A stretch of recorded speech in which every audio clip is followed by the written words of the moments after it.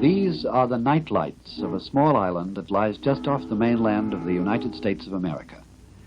Maybe because it's small, its people love superlatives, and they like to boast that they have the biggest buildings and the best bargains and the finest police force. They invented the phrase, the most. And one thing is sure, it is the most vertical city on Earth, for it's always exactly 22 square miles in area, and there's no other place to grow but up. Most of the people who live here come from some other place, which leads to the description of Manhattan as an apartment house where everyone lives and nobody feels at home. It's one of the biggest cities on Earth, and as cities go, it's a new one. But to make it feel cozy, the inhabitants call it Little Old New York. When night falls in other places, the lights go out and the people go in. In New York, the lights come on and the people go out. These are the last of the day people.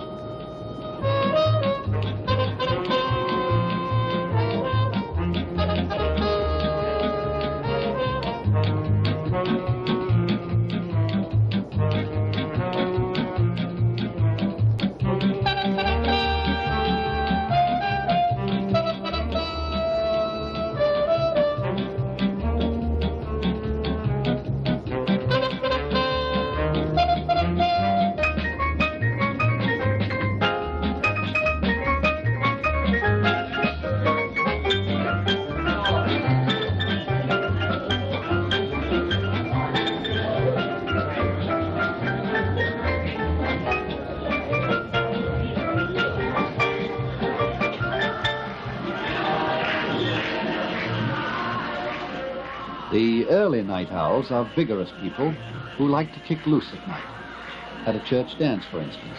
And this is a church dance.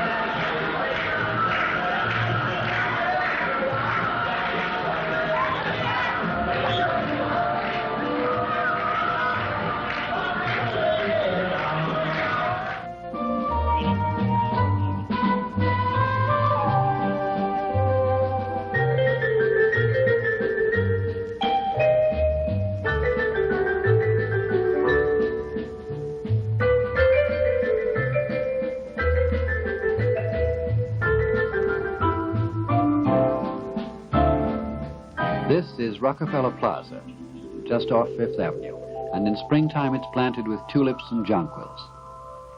In winter and at nighttime, the avenue blossoms with electricity for about 1.5 miles down from the southern end of Central Park, down to the mid-30s. This is the Fifth Avenue that the world dreams about, the place where dreams may be bought for $50 or $5,000.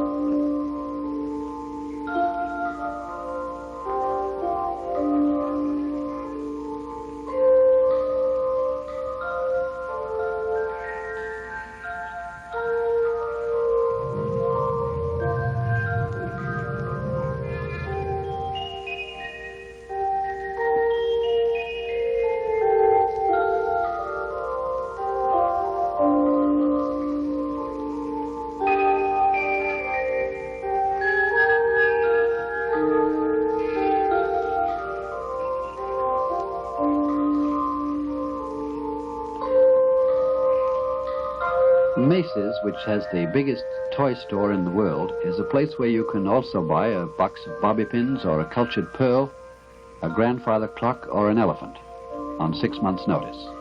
Between Thanksgiving and Christmas, these windows and other baubles attract enough shoppers with enough money to account for a daily turnover in the toy department alone of $750,000.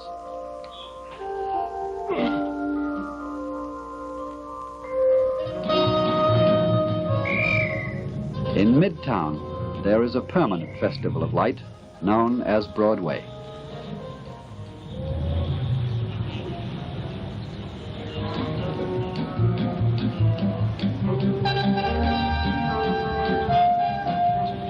This is the mecca of the typical New Yorker. That's to say, of a man from Indianapolis or a girl from Dayton, Ohio, who've come to watch a star born in Dorking, England, or Weatherford, Texas.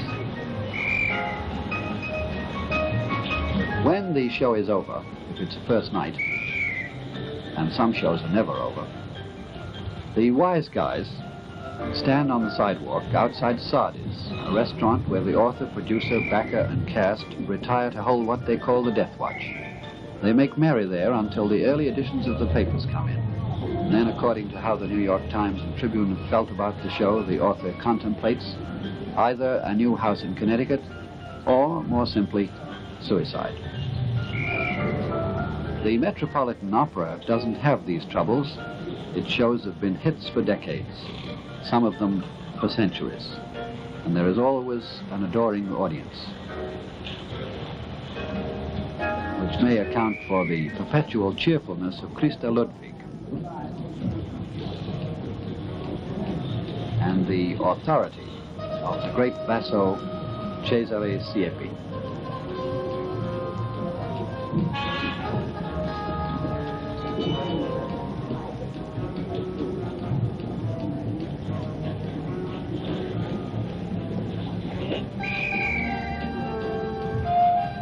Way downtown, there are other geniuses as yet unrecognized who have every hope of rivaling Byron or Verdi. Where through a puke tearing down oily newsprint scaffolding of black hiding place architectural word bombs that crumple shag-jawed into mastoid meteor-fallen paper jails, tumbling shapeless over the bucking seasick pink sea of fast white paper plate ice drain under whose excitement blunt club-humped nose lockers burping out of fat red crack chains of wiggling flesh, skinned elephants, skinned monkeys, skin bumps and grinds, spit up their single pale victim to a Morpheus music of rutting bronze ear blast, where shivering under the fat pink drums, enough of him remains after he warms to be carted off by an eyeshadow, chugging paper, corrugated box, lunch cart, slowly being gobbled up, hooves and all, down a sunless funnel of street.